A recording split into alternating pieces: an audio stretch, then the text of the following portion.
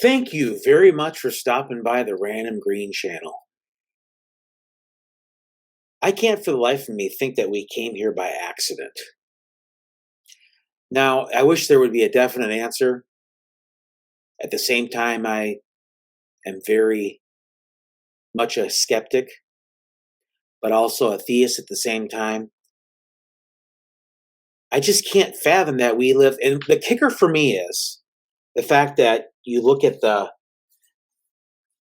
Goldilocks zone, how we have CO2, the right kind of oxygen, and we're in the spot of, you know, it's a miracle. It's a miracle that we're all here. And to sit there and just, for me, it's like this Gnosticism doesn't make any sense.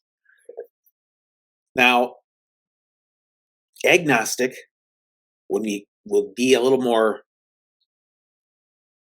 logical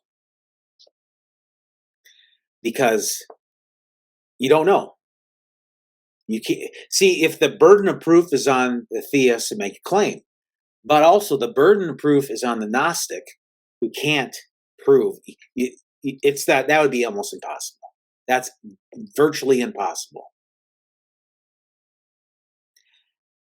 So just because we see in the world, a lot of times people are atheists because they, for one reason, they don't see the evidence, but also because of the way things are in this world. But this is not God's world. If you go by what even the scripture says, that it's the dark one's world. It's the, according to Revelation, so came down the great dragon who came down having a great deal of anger, yada, yada, yada, and all that. But so when God doesn't condone, bad things, he permits it. There's a difference between permitting and condoning it. So, it's one of those things where he will eventually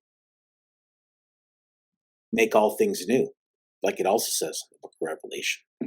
So we're at a time right now where I see it that Gog and Magog is forming, and you're probably wondering what the heck's Gog and Magog, but I don't really want to go down that direction. I just want to tell you why we didn't come here by accident. There has to be a purpose for us. But then there's also a skeptic's side to me that says,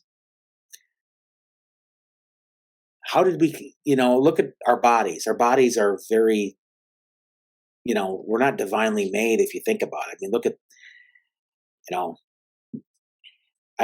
I go against that scripture that says we're an awe-inspiring way I was made.